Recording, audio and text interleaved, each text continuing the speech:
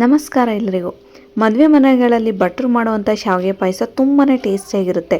ನಾವು ಮದುವೆ ಮನೆಗಳಲ್ಲಿ ಹೋಗಿ ಊಟ ಮಾಡಿ ಬಂದಾಗ ಶಾವಿಗೆ ಪಾಯಸ ತುಂಬ ಚೆನ್ನಾಗಿತ್ತು, ನಮಗೆ ಯಾಕೆ ಆ ಥರ ಮಾಡೋಕ್ಕೆ ಬರಲ್ಲ ಅನ್ನೋರು ಖಂಡಿತವಾಗ್ಲೂ ವಿಡಿಯೋನ ಸ್ಕಿಪ್ ಮಾಡದೆ ನೋಡಿ.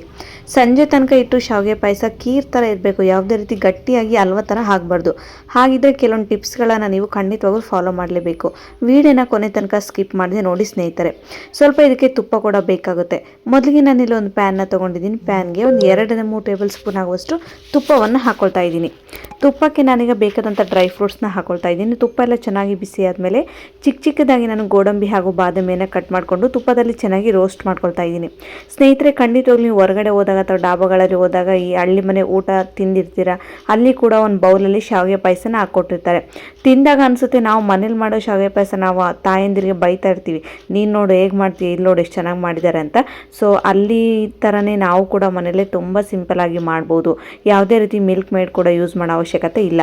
ಇದೆಲ್ಲ ಚೆನ್ನಾಗಿ ರೋಸ್ಟ್ ಆದಮೇಲೆ ಸೈಡಲ್ಲಿಡಿ. ನೆಕ್ಸ್ಟ್ ನಾನು ಅದೇ ಪ್ಯಾನ್ಗೆ ತುಪ್ಪ ಕೂಡ ಅದರಲ್ಲೇ ಇದೆ, ಪಂಪ್ಕಿನ್ ಸೀಡ್ಸ್ ಹಾಗೂ ವಾಟರ್ಮೆಲನ್ ಸೀಡ್ಸ್ನ ಹಾಕ್ಕೊಳ್ತಾ ಇದ್ದೀನಿ. ಇದ್ರೆ ಹಾಕ್ಕೊಳ್ಳಿ, ಇಲ್ಲಾಂದರೆ ಕಂಪ್ಲೀಟಾಗಿ ಸ್ಕಿಪ್ನ ಮಾಡ್ಕೊಳ್ಳಿ. ಬರೀ ಗೋಡಂಬಿ ಬಾದಾಮಿ ದ್ರಾಕ್ಷಿಯಲ್ಲೇ ನೀವು ಚೆನ್ನಾಗಿ ಮಾಡ್ಕೊಳ್ಬೋದು. ನನಗೆ ದ್ರಾಕ್ಷಿ ಇಷ್ಟ ಇಲ್ಲ, ಯಾಕೆಂದರೆ ಸ್ವಲ್ಪ ತಿನ್ನುವಾಗ ಹುಳಿ ಬರುತ್ತೆ, ಆ ಕಾರಣಕ್ಕಾಗಿ ನಾನು ದ್ರಾಕ್ಷಿನ ಸ್ಕಿಪ್ ಮಾಡ್ಕೊಂಡಿದ್ದೀನಿ. ನೀವು ಬೇಕಾದರೆ ದ್ರಾಕ್ಷಿ ಕೂಡ ಹಾಕ್ಕೊಳ್ಬೋದು. ಇದನ್ನು ಕೂಡ ಗೋಲ್ಡನ್ ಬ್ರೌನ್ ಕಲರ್ಗೆ ಬರೋ ತನಕ ಚೆನ್ನಾಗಿ ತುಪ್ಪದಲ್ಲಿ ರೋಸ್ಟ್ ಮಾಡಿಕೊಂಡು ಈಗ ಒಂದು ಪ್ಲೇಟ್ಗೆ ಅದನ್ನು ಟ್ರಾನ್ಸ್ಫರ್ ಮಾಡ್ಕೊಳ್ಳಿ. ನೆಕ್ಸ್ಟ್ ನಾನು ಅದೇ ಕಡಾಯಿಯಲ್ಲಿ ಇನ್ನೂ ಒಂದು ಟೇಬಲ್ ಸ್ಪೂನ್ ಆಗುವಷ್ಟು ತುಪ್ಪವನ್ನು ಹಾಕ್ಕೊಂಡು 200 ಗ್ರಾಮ್ ಆಗುವಷ್ಟು ಶಾವಿಗೆನ ತೊಗೊಂಡಿದ್ದೀನಿ. ನೀವು ಕೂಡ ಮನೆಯಲ್ಲಿರುವಂಥ ನಾರ್ಮಲ್ ಶಾವಿಗೆನೇ ತೊಗೊಳ್ಳಿ. ಕೆಲವರು ಹೊರಗಡೆ ಸಿಗುವಂತಹ ಶಾವಿಗೆ ಕೂಡ ತರ್ತಾರೆ, ಬಟ್ ನಾನು ಮನೆಯಲ್ಲಿರುವಂಥ ಶಾವಿಗೆನ ತೊಗೊಳ್ತಾ ಇದ್ದೀನಿ. ಯಾವುದಾದ್ರೂ ನಾವು ಮಾಡೋ ವಿಧಾನ ತುಂಬ ಕರೆಕ್ಟಾಗಿರಬೇಕು ಅಲ್ವಾ? ಸೊ ನೋಡಿ, ತುಂಬಾ ಸುಲಭವಾಗಿ ಮಾಡ್ಬೋದು. ಫೆಸ್ಟಿವಲ್ಸ್ ಇದ್ದಾಗ ಅಥವಾ ಗಣೇಶ ಚತುರ್ಥಿಗೆ ಆಗಲಿ, ವರಮಹಾಲಕ್ಷ್ಮಿ ಹಬ್ಬಕ್ಕೆ ಆಗಲಿ, ರಕ್ಷಾಬಂಧನಕ್ಕೆ ನೀವೇನಾದರೂ ನಿಮ್ಮ ಅಣ್ಣಂದಿಗೆ ಸ್ವೀಟ್ ಮಾಡಬೇಕು ಅಂದ್ಕೊಂಡಿದ್ರೆ ಖಂಡಿತವಾಗ್ಲೂ ಈ ಶಾವಿಗೆ ಪಾಯಸನ ಸೂಪರ್ ಡೂಪರಾಗಿ ನೀವು ಕೂಡ ಮನೇಲೇ ಟ್ರೈ ಮಾಡ್ಬೋದು. ಯಾಕೆಂದರೆ ಮನೇಲಿರುವಂಥ ಸುಲಭವಾದ ಸಾಮಾನುಗಳಿಂದ ನಾವು ಈ ರೆಸಿಪಿನ ಕೂಡ ತುಂಬ ಈಸಿಯಾಗಿ ಮಾಡ್ಬೋದು. ಸೊ ನೋಡಿ, ಈಗ ಚೆನ್ನಾಗಿ ಮಿಕ್ಸ್ ಮಾಡ್ತಾ ಗ್ಯಾಸನ್ನು ಕಂಪ್ಲೀಟಾಗಿ ಲೋ ಫ್ಲೇಮಲ್ಲಿ ಇಟ್ಕೊಂಡು ಇದು ಗೋಲ್ಡನ್ ಬ್ರೌನ್ ಕಲರ್ಗೆ ಬರೋ ತನಕ ರೋಸ್ಟ್ ಮಾಡ್ಕೊಂಡು ಈಗಿನ ಸೈಡಲ್ಲಿಡಿ. ಅದೇ ಕಡಾಯಲ್ಲಿ ನನಗೆ ಯಾವುದೇ ರೀತಿ ತುಪ್ಪ ಅಥವಾ ನೀರನ್ನೇನೂ ಹಾಕಿಲ್ಲ. ಫಸ್ಟ್ಗೆ ಸ್ವಲ್ಪ 1 ಕಪ್ ಆಗೋಷ್ಟು ಸಕ್ಕರೆನ ಹಾಕ್ಕೊಂಡು ಒಂದ್ಸಲ ಚೆನ್ನಾಗಿ ಮಿಕ್ಸ್ ಮಾಡಿಕೊಂಡು, ಸಕ್ಕರೆಯಲ್ಲಿ ಸ್ವಲ್ಪ ಚೆನ್ನಾಗಿ ಮಿಕ್ಸ್ ಮಾಡ್ಕೊಳ್ಬೇಕಾಗುತ್ತೆ. ನೀವು ಕ್ಯಾರಮೆಲ್ ಆದರೂ ಕೂಡ ಮಾಡ್ಕೊಳ್ಬೋದು, ಅಥವಾ ಹಾಲಿನಲ್ಲಿ ಸಕ್ಕರೆನ ಕರಗಿಸ್ಕೊಂಡಾದ್ರೂ ಮಾಡ್ಬೋದು, ಅಥವಾ ಬೋರು ಸಕ್ಕರೆ ಮಾಡ್ಕೊಂಡು ಕೂಡ ನೀವು ಮಾಡ್ಬೋದು. ತುಂಬಾ ಆಪ್ಷನ್ಸ್ ಇದೆ, ಬಟ್ ನಾನು ಬೋರು ಸಕ್ಕರೆ ಮಾಡ್ಕೊಳ್ತಾ ಇದ್ದೀನಿ. ಸ್ವಲ್ಪ ಸಕ್ಕರೆ ಎಲ್ಲ ಚೆನ್ನಾಗಿ ನೀವು ಬಿಸಿ ಮಾಡ್ಕೊಳ್ಬೇಕು. ಖಂಡಿತವಾಗ್ಲೂ ನೀವು ಈ ಮೆಥಡನ್ನು ಫಾಲೋ ಮಾಡ್ಕೊಂಡು ಮಾಡಿ, ತುಂಬಾ ಟೇಸ್ಟಿಯಾಗಿರುತ್ತೆ. ಮನೆಯವರ ಮೆಚ್ಚುಗೆ ಅಂತ ನಿಮಗೆ ಖಂಡಿತವಾಗ್ಲೂ ಸಿಗುತ್ತೆ. ಈಗ ನಾನು ಏನು ಮಾಡ್ತಾ ಇದ್ದೀನಿ ಅಂದರೆ ಒಂದು 4-5 ಟೇಬಲ್ ಸ್ಪೂನ್ ಆಗೋಷ್ಟು ನೀರನ್ನ ಹಾಕ್ಕೊಳ್ತಾ ಇದ್ದೀನಿ. ನಾರ್ಮಲಾಗಿ ಬೋರು ಸಕ್ಕರೆ ಮಾಡೋಕ್ಕಂದ್ರೆ ಜಾಸ್ತಿ ನೀರು ಕೂಡ ಇರಬಾರ್ದು, ಜಸ್ಟ್ ನಮಗೆ ಸ್ವಲ್ಪ ಸಕ್ಕರೆ ಕರಗಲಿಕ್ಕೆ ಮಾತ್ರ ಸ್ವಲ್ಪ ನೀರಿನ ಅಂಶ ಬೇಕಾಗುತ್ತೆ. ಇದನ್ನೆಲ್ಲ ಚೆನ್ನಾಗಿ ಮಿಕ್ಸ್ ಮಾಡ್ತಾ ಏನಾಗುತ್ತೆ ಅಂದರೆ ಸಕ್ಕರೆ ಗಟ್ಟಿ ಆಗ್ತಾ ಪುಡಿ ಆಗ್ತಾ ಬರುತ್ತೆ.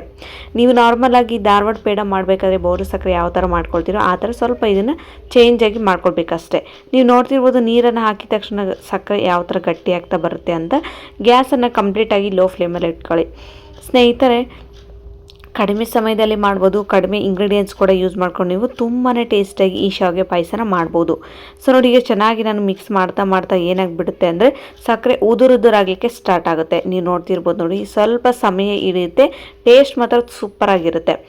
ಈ ರೀತಿ ಆಗಬೇಕು ಅಂದರೆ ನಮಗೆ ತುಂಬ ಉದುರಾಗಬೇಕು ಸಕ್ಕರೆ, ಅಲ್ಲಿ ತನಕ ನೀವು ಚೆನ್ನಾಗಿ ಇದನ್ನು ರೋಸ್ಟ್ ಮಾಡ್ಕೊಳ್ಬೇಕು. ಈಗ ನಾನೇನು ಮಾಡ್ತಾ ಇದ್ದೀನಿ ಅಂದರೆ ಯಾವ ಕಪ್ ಅಳತೆಯಿಂದ ನಾನು ಸಕ್ಕರೆನ ತೊಗೊಂಡಿದ್ದೀನೋ ಅದೇ ಕಪ್ ಅಳತೆಯಿಂದ 1 ಕಪ್ ಆಗೋಷ್ಟು ನೀರನ್ನು ತೊಗೊಳ್ತಾ ಇದ್ದೀನಿ. ಈಗ ಬೋರು ಸಕ್ಕರೆನ ನಾನು ಚೆನ್ನಾಗಿ ಕರಗಿಸ್ಕೊಳ್ತಾ ಇದ್ದೀನಿ.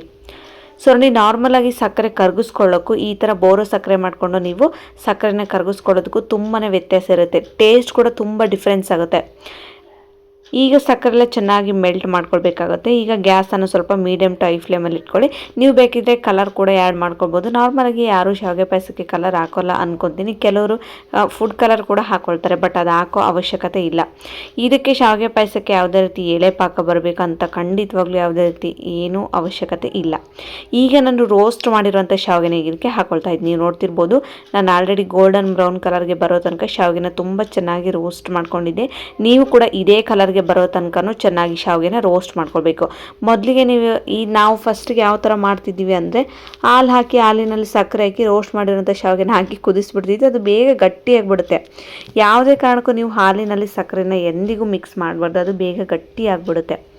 ನಾನು ಏನು ಮಾಡ್ತಾಯಿದ್ದೀನಿ ಅಂದರೆ ಬೋರು ಸಕ್ಕರೆ ಮಾಡಿಕೊಂಡು ಅದಕ್ಕೆ ನೀರು ಹಾಕಿ ಚೆನ್ನಾಗಿ ಸಕ್ಕರೆ ಎಲ್ಲ ಮೆಲ್ಟ್ ಮಾಡ್ಕೊಂಡಾದಮೇಲೆ ರೋಸ್ಟ್ ಮಾಡಿರುವಂಥ ಈ ಶಾವಿಗೆನ ಹಾಕ್ಕೊಂಡು ಒಂದು ಚೆನ್ನಾಗಿ ಕುದಿಸ್ಬೇಕು. ಯಾಕೆಂದರೆ ನಾವು ತೀರಾ ರೋಸ್ಟಾಗಿ ಮಾಡ್ಕೊಂಡಿರ್ತೀವಲ್ವ, ಅದು ಶಾವಿಗೆಲ್ಲ ಕ್ರಿಸ್ಪಿ ಆಗಿರುತ್ತೆ. ಅದು ತುಂಬ ಸಾಫ್ಟ್ ಆಗಬೇಕಂದ್ರೆ ನಾವು ಸಕ್ಕರೆ ನೀರಲ್ಲಿ ಚೆನ್ನಾಗಿ ಕುದಿಸ್ಕೊಂಡಾಗ ಸಕ್ಕರೆ ನೀರಿನ ಅಂಶ ಎಲ್ಲ ಶಾವಿಗೆ ಪಾಯಸಕ್ಕೆ ಚೆನ್ನಾಗಿ ಹತ್ಕೊಳ್ಳುತ್ತೆ. ಈಗ ನಾನು ಹಾಲನ್ನು ಹಾಕ್ಕೊಳ್ತಾ ಇದ್ದೀನಿ. ನಾರ್ಮಲಾಗಿ ಮನೆಯಲ್ಲಿರುವಂಥ ಹಾಲನ್ನು ಹಾಕ್ಬೋದು, ಅಥವಾ ಅಂಗನವಾಡಿಯಲ್ಲಿ ಸಿಗುವಂಥ ಹಾಲಿನ ಪೌಡರಿಂದನೂ ಕೂಡ ನೀವು ಹಾಲು ಮಾಡ್ಕೊಂಡು ಹಾಕ್ಕೊಳ್ಬೋದು. ನಾನು ಕೂಡ ಅಂಗನವಾಡಿಯಲ್ಲಿ ಸಿಗುವಂಥ ಹಾಲಿನ ಪೌಡರ್ ನಮ್ಮ ಮನೇಲಿ ಇತ್ತು, ಅದನ್ನೇ ಹಾಲು ಮಾಡ್ಕೊಂಡು ಈಗ ಹಾಕ್ಕೊಳ್ತಾ ಇದ್ದೀನಿ. ನೀವು ಬೇಕಿದ್ರೆ ಒಂದು ಅರ್ಧ ಲೀಟ್ರ್ ಆಗೋಷ್ಟು ಪ್ಯಾಕೆಟ್ ಹಾಲು ಕೂಡ ಹಾಕ್ಕೊಳ್ಬೋದು. ನಾನೀಗ ಚೆನ್ನಾಗಿ ಮಿಕ್ಸ್ ಮಾಡ್ಕೊಳ್ತಾ ಇದ್ದೀನಿ. ನಾರ್ಮಲಾಗಿ ನಾನು 1 ಕಪ್ ಸಕ್ಕರೆಗೆ 2 ಕಪ್ ಆಗೋಷ್ಟು ಹಾಲನ್ನು ಹಾಕ್ಕೊಳ್ತಾ ಇದ್ದೀನಿ. ಪ್ಯಾಕೆಟಲ್ಲಿ ಹಾಕಿ ಮಾಡಬೇಕಂತೇನಿಲ್ಲ, ಖಂಡಿತವಾಗ್ಲೂ ಈ ಥರ ಮನೇಲಿ ಎಲ್ಲರೂ ಮನೇಲೂ ಕೆಲವೊಂದು ಸಲ ಹಾಲು ಕೂಡ ಸಿಗೋದಿಲ್ಲ. ಆ ಕಾರಣಕ್ಕಾಗಿ ನಾನು ಹಾಲಿನ ಪುಡಿಯಿಂದ ಈ ಥರ ಹಾಲನ್ನ ಮಾಡಿಕೊಂಡು ಚೆನ್ನಾಗಿ ಶಾವಿಗೆನ ಮತ್ತೆ ಹಾಲಲ್ಲಿ ಕುದಿಸ್ಕೊಳ್ತಾ ಇದ್ದೀನಿ. ಈಗ ಗ್ಯಾಸನ್ನು ಹೈ ಫ್ಲೇಮಲ್ಲಿ ಇಟ್ಕೊಳ್ಳಿ. ಹೈ ಫ್ಲೇಮಲ್ಲಿ ಇಟ್ಕೊಂಡು ಒಂದು 3 ಟೇಬಲ್ ಸ್ಪೂನ್ ಆಗೋಷ್ಟು ನಾನು ಕಸ್ಟರ್ಡ್ ಪೌಡರನ್ನು ತೊಗೊಳ್ತಾ ಇದ್ದೀನಿ. ಕಸ್ಟರ್ಡ್ ಪೌಡರನ್ನು ಹಾಕೋದ್ರಿಂದ ಫ್ಲೇವರ್ ತುಂಬ ಚೆನ್ನಾಗಿ ಬರುತ್ತೆ, ಕಲರ್ ಕೂಡ ತುಂಬಾ ಚೆನ್ನಾಗಿ ಕಾಣಿಸುತ್ತೆ. ನಾನೀಗ ಸ್ವಲ್ಪ ಕಾಯಿಸಿ ಆರಿಸಿರುವಂಥ ತಣ್ಣಗಿರುವ ಹಾಲನ್ನು ಈ ಕಸ್ಟರ್ಡ್ ಪೌಡರ್ಗೆ ಹಾಕಿ ಯಾವುದೇ ರೀತಿ ಗಂಟುಗಳು ಇಲ್ಲದೆ ಇರೋ ಥರ ಮಿಕ್ಸ್ ಮಾಡ್ಕೊಳ್ಬೇಕು.